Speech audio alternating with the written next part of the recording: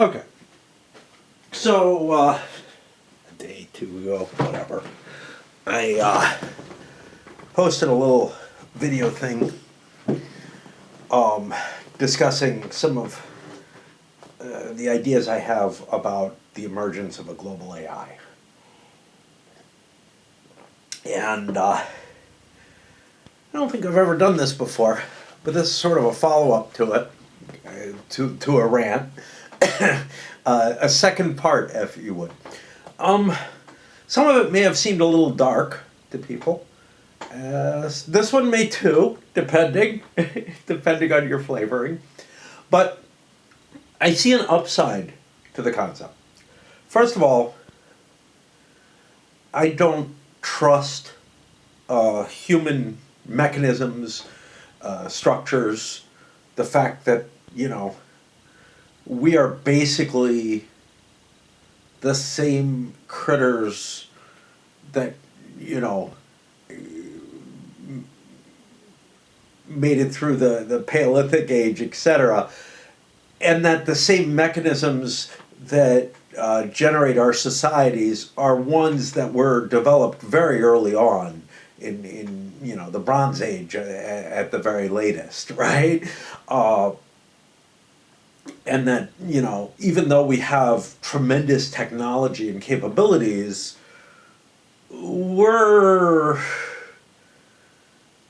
still essentially the same greedy, tribalistic, conquering creatures who are intolerant, who have to believe in certain myths in order to even operate together. That's what our emergent societal intelligence has allowed for. Something that is, as I've said at other times, any human organization of any size tends to start operating in really psychopathic and pathological sort of ways that we would not accept on an individual basis within our society, right? Like a person who acted as corporations do or as governments do would pretty much be shunned at the least, and in a more modern society locked away. They'd be considered deranged and dangerous, right?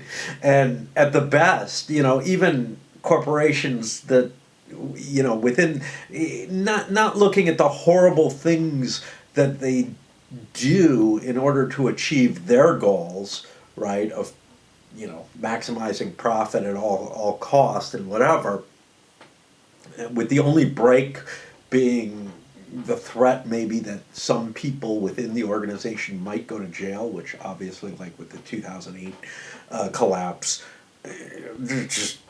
there was no accountability on the human level. There was very little accountability on the corporate level. Most of it got bailed out, layman accepted, but and Bear Stearns, but.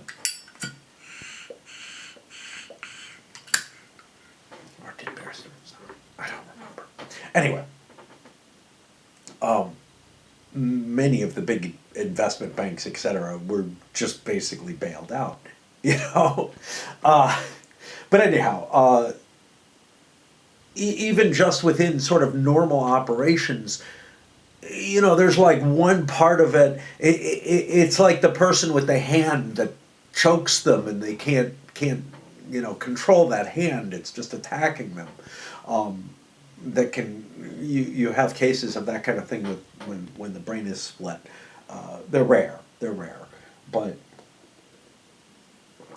you have that kind of one part of the corporate body is doing one thing, one part's doing something else, and the same with governments, where you have organizations fighting each other within the government and all kind of crazy shit like that.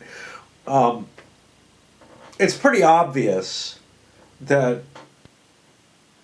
our own sort of developed societal tools are not really what we need, and could well lead to destruction of our species, etc. And one of the things that I think any rational person, and I know probably about half of you are going to say, no, that's horrible, but that any rational person would come to the understanding of is that in order for us to survive and harness all our capabilities, etc., and possibly put it in a situation where all our eggs are not in one basket, we need something like a global government. Now, I don't think I've made a video on global government yet, but there was certainly a period in my life where I was very much trying to make that argument within certain papers and whatnot that I was working on. And I'm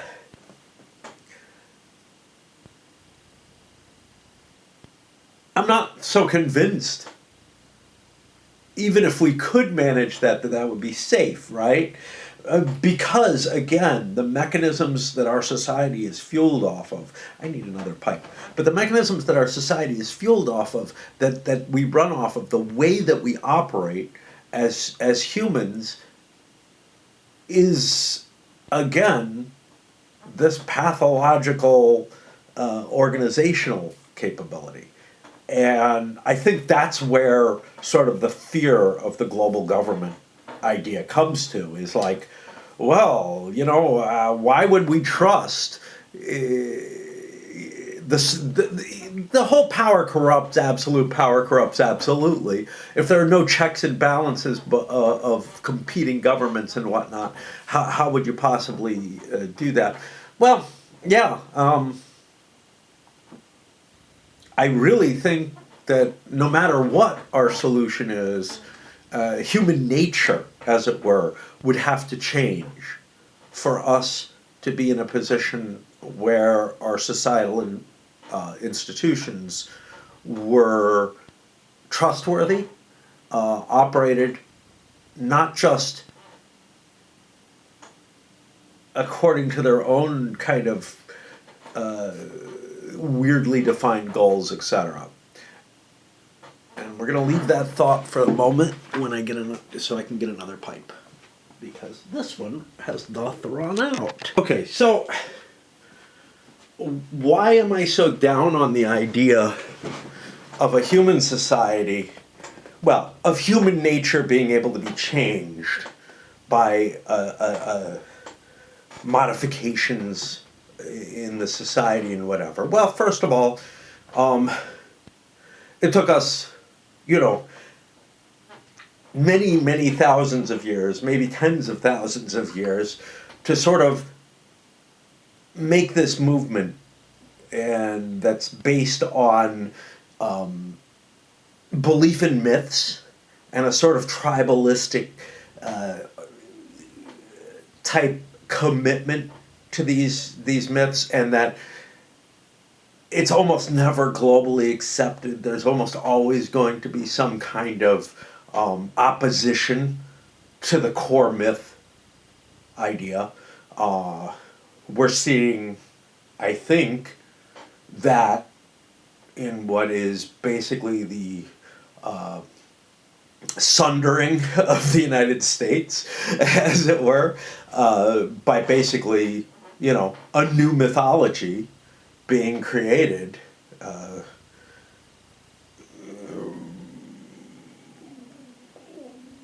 in two different directions, really. We've got, one that is looking back at the past through rose-colored lenses and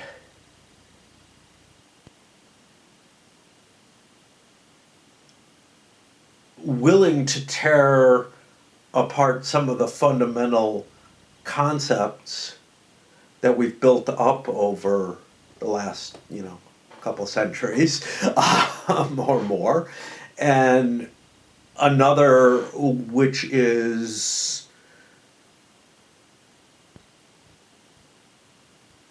moving in a direction that is very, very uncomfortable and seems to actually take away from some of the more foundational myths of, that are much older than the United States, to tell you the truth, and much older than the sort of modern Western society. And I think the West as a whole is kind of going through this to one extent or another. But regardless, the point is that, as long as we're based on these myths, and charismatic and persuasive people can come forward and gather groupings one way or the other, you're going to see conflicts between them. That's not necessarily bad in and of itself, but it's bad when the conflicts become so severe that they become almost like, the religious wars of the Reformation era, for example. And as a world, we've never had sort of an acceptance of a general mythology. They've always been fighting, and sometimes very, very brutally. And when these myths, when these mythological structures, oppose each other completely, there's basically a view of, well, we are right, therefore, by our core values, we're good and you're evil because you are in opposition to these. And when you're looking at a struggle that's so important that it's good versus evil, right? It's no longer a policy debate any longer. It becomes a sectarian, fight. Yeah, it is truly a struggle between two completely different principles of how to organize and how to be, and that seems to kind of just be natural. Now, when you start throwing nuclear weapons into the mix, boy, we're definitely playing with a dangerous kettle there. And you could actually see a group that has non-material goals willing to use them simply to rid the world of evil, even if it means ridding it of the good side as well, or hoping for something to cleanse or whatever. Anyway, my feeling is that any kind of attempt to work within the current human nature is pretty much doomed. So what about the idea of changing human nature? This was one of the things that sometimes in my more naive times, I would think, wow, that might be possible. Could we create, some new way? Well, largely history says no. If we start looking at the types of governments that do try to enforce a new way, they are oppressive, and the reactionary forces against them, and I'm not using that in a pejorative way, the reactionary forces may be right in some cases. So the reactionary forces against communism, yeah, it's kind of hard to argue that, like, Stalin had it right or anything like that, in any sense of the word. But those reactionary forces are going to fight, at an incredibly because their belief structure on more conservative beliefs is going to be very hard to overcome, and the things that you have to do in order to brainwash, to change the mythological structure, whatever it is, are just so extreme that yeah, they're going to create some sort of volatile reaction. As such, I really don't think on our own we can do anything to change what our nature is. Okay. Why am I sanguine about the idea of a global AI? Well, because some chance is better than none, is basically what it comes down to. Um, because I don't believe in the sort of clever behind the scenes conspiracies that can manipulate the world in a general direction effectively when they're run by these human organized societies that are, presumably working on the same human, working from a basis of the same human nature. But whatever might emerge from an AI revolution, and it would, I think, be a very silent one for it to work well. Uh, One that's working behind the scenes is very quiet, all that kind of conspiracy shit, right? But it's possible in a way that I think it is not possible for humans for an AI emergent conglomerate like I was proposing to be able to, one, be self-protective in the sense that it's not gonna it's gonna try to avoid things like a nuclear war, although there are dangers there, right? Like I said, there's a real danger if key portions of whatever is going to combine here are reliant on ideas like let's increase engagement by making things, by making disputes hotter and by feeding people stuff that's going to entrench their position and trigger them. Um, Things along those lines could be very, very, very dangerous indeed. But I'm pretty much hopeless about the idea of humans being able to do this on their own, being able to, uh, well, among other things, get off Earth and start exploring the galaxy, or to be able to harness energy and use it in ways that are rational instead of so reliant on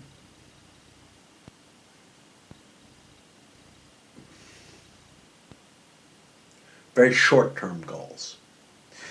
Uh, Unfortunately, the AI tools that we are building, that we would be building, all have very, very short-term goals. But here's the thing. The cells that make up your body have incredibly short-term goals as well, right?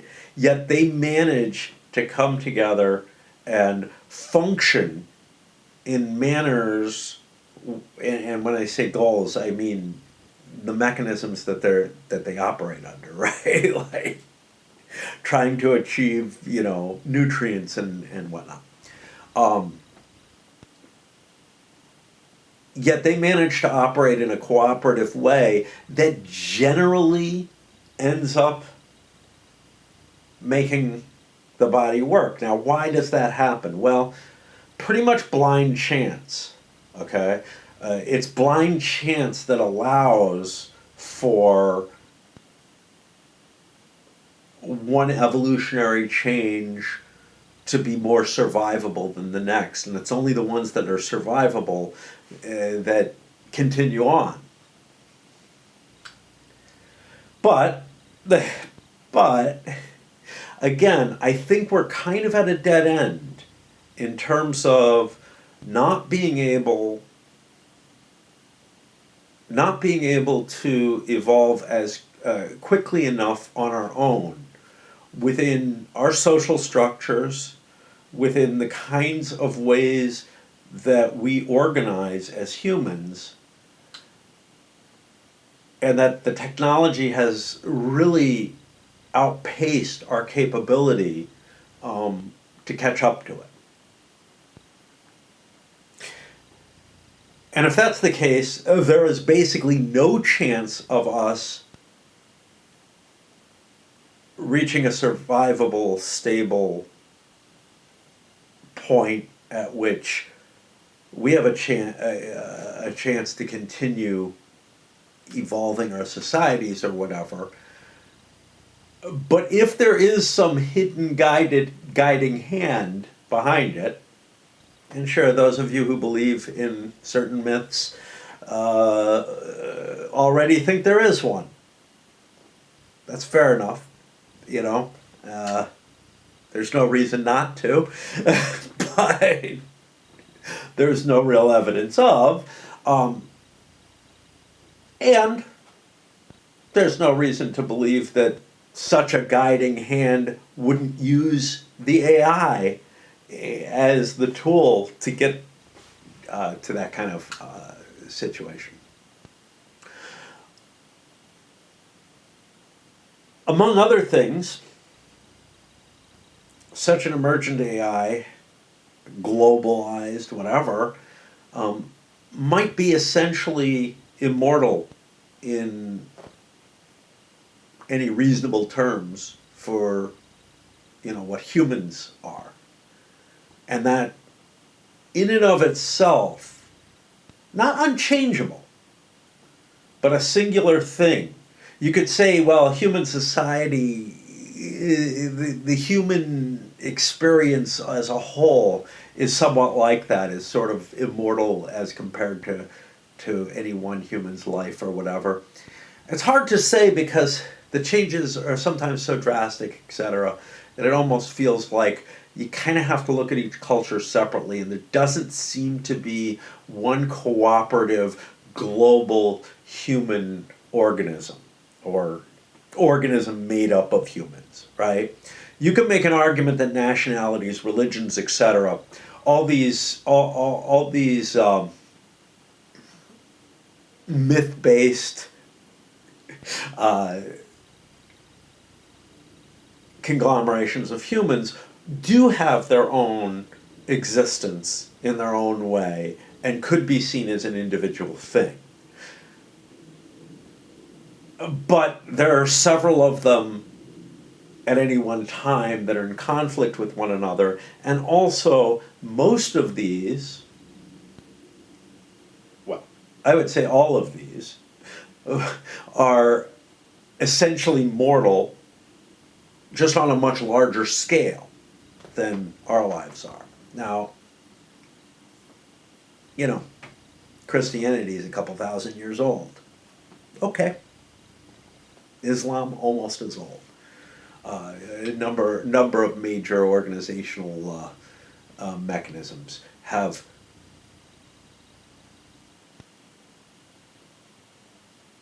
a very great age compared to any single human, but have they really been learning? Have they really been adapting well? It's hard to tell. Well, no, it's not. They have not. And they have not been effective, I think, in dealing with the technological challenges that we're coping with right now. So, in terms of the choices we kind of have, one of them is to keep blundering along as we're going and just hope we don't destroy ourselves. And of course, I think we've just gotten lucky. You know, there have been several cases uh, since the nuclear era started where a nuclear war could well have happened, and no. The Cuban Missile Crisis is not the most worrisome of them. There are a couple of cases where we were much, much closer, and it wasn't publicized. It wasn't a big thing. It was just like, oh shit, there are missiles incoming, and the alert went out and everything. And it's like, yeah, there was someone able to stop the situation at that point. Um, so just feel like we got incredibly lucky in a few cases. Who knows? you know. But in terms of if that is the case, if we have only gotten very, very lucky, how many times can we get very, very lucky? But if there were some kind of guiding hand that had its own self-interest in mind, and possibly, depending on how parts of it are built and how it comes together in terms of um, how it organizes itself, it might be interested in keeping humans alive. Now, at what level? Well, that's one of the problems here. Um, in a sense, it feels almost like we would become pets to the AI.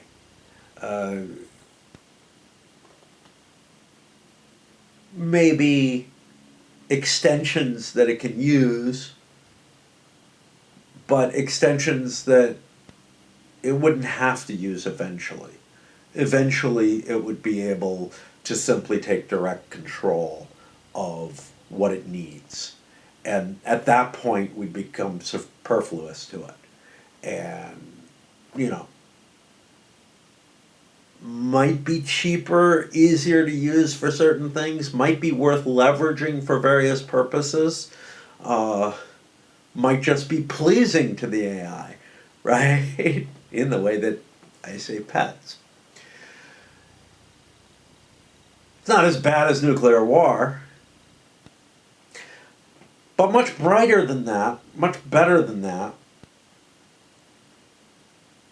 is the idea that we will have left a progeny to carry on for us. And in fact, I would probably argue that it might actually be impossible for a biological organism to develop in such a way that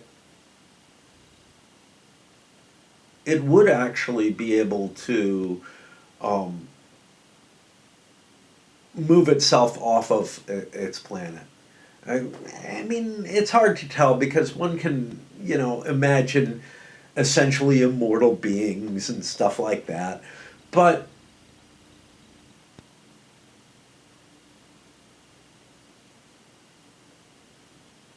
one of the things that I was looking at as sort of the end game of the fiction story I was projecting was that first contact would be basically between AIs. There would be an AI on Earth that's global and whatever, and that's running, that's trying to keep humanity alive and project its own goals, etc. But also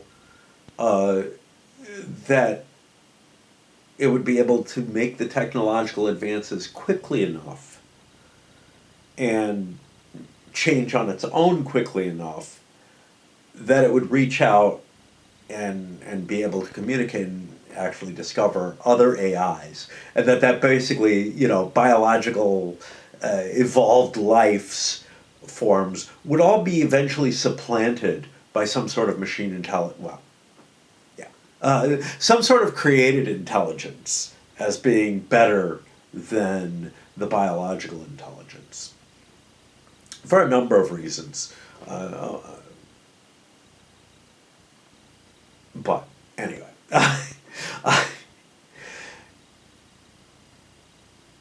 so in a lot of ways, I think one could argue that the unrestrained growth of AI gives us a better opportunity for our own survival, but far more importantly, for the extension of our influence beyond what we're going to be capable of doing on our own. And that, you know, like everyone hopes that their kid is going to be more successful than them, we can hope that our progeny is more successful than us in many ways. Of course, got to worry about its teenage years, right? Yeah, I don't know. I don't have much hope for humanity. I'm sure many of you had already realized that a long time ago. And I think it would be kind of cool if we passed something along rather than simply, dying out in a blaze of self-immolation.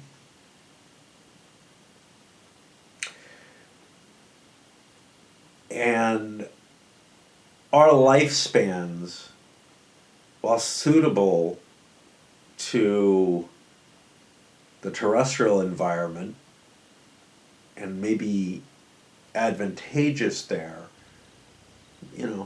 allowing for evolution, etc., are really not suitable for crossing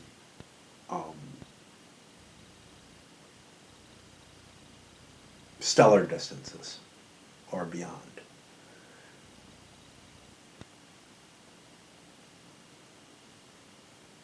And our capability to understand as a single, so specialization is one thing that comes into mind. If you go back to like the 18th century, you still had Renaissance men. You still had people who could tie together many different areas of interest. It was still fairly possible to have a pretty good grasp on a lot of science of the time. But nowadays, even research projects and whatnot are too complex and too big for any one person to really undertake in a lot of cases. And again, our means of organizing and working together are based on these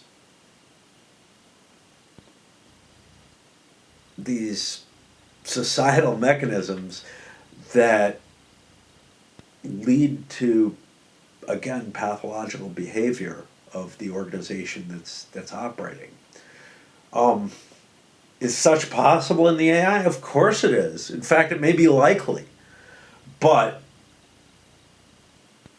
I think that there is at least some possibility of being able, of such a thing being able to have a good grasp of large problems and to address them in ways that aren't essentially self-defeating. And I think humans are reaching essentially the horizon where we may not be able to do that anymore. The problems may be too big for our means of organizing, for our individual selfish goals, etc., to allow us to even operate, at a minimal level of success any longer. And, if the AI decides to keep us alive as pets or whatever, it'll be interesting for our descendants or whatever, to see how we're treated and to see where it can go and what it can manage. Of course, we'll probably, be like, again, about as aware as your dog is of what you do for a living, right? I mean, when you were a farmer, the dog still was, or when humans were farmers or whatever, the dog still didn't really get everything. It could get it if you were hunting. It could understand what you're up to some extent, probably. But now, what if you're an accountant? What does the dog know about that? Nothing. It has nothing. And for us to make the kind of leap that I think would be necessary, we would have to undergo a biological evolution, I think. Not just some sort of reorganization of how we use the wetware that we have. Anyway, see a more hopeful and sanguine view of the global AI than perhaps you expected. I kind of like the idea of being a pet. Cats have it good, man.